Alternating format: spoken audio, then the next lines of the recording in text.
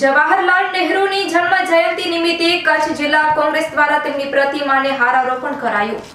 દેશના વડાપ્રધાન તરીકે સૌથી લાંબો કાર્યકાળ ધરાવનાર જવાહરલાલ નહેરુની આજરોજ જન્મ જયંતિ નિમિત્તે કચ્છ જિલ્લા કોંગ્રેસ દ્વારા ભુજ શહેર મધ્યે આવેલી નહેરુજીની પ્રતિમા પર હારારોપણ કરી તેમને શ્રદ્ધાસુમન અર્પણ કરવામાં આવ્યા હતા અને આ તકે તેમના દ્વારા કરેલા કાર્યોને યાદ કરવામાં આવ્યા હતા।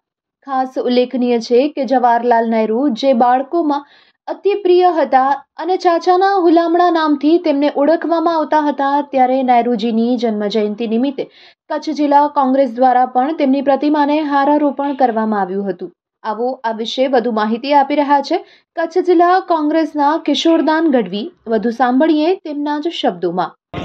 ભારતના પ્રથમ વડાપ્રધાન, સૌથી લાંબો સમય સુધી દેશના વડાપ્રધાન રહેલા અને પોતાના જીવનના લગભગ 11 વર્ષ સુધી ભારતની સ્વતંત્રતા માટે જેલમાં જેમણે ગુજાર્યા હતા એવા ઉચ્ચ શિક્ષિત એક વિદ્વાન અને જેમની દીર્ઘદ્રષ્ટિના ફળ આપણે ભારત દેશ આજે પણ લઈ રહ્યું છે એવા આદરણીય પંડિત જવાહરલાલ નહેરુજીની આજે જન્મજયંતિ નિમિત્તે કોંગ્રેસ પરિવાર દ્વારા એમને હારારોપણ કરી વંદના કરી એમના કાર્યોને યાદ કરવામાં આવ્યા હતા।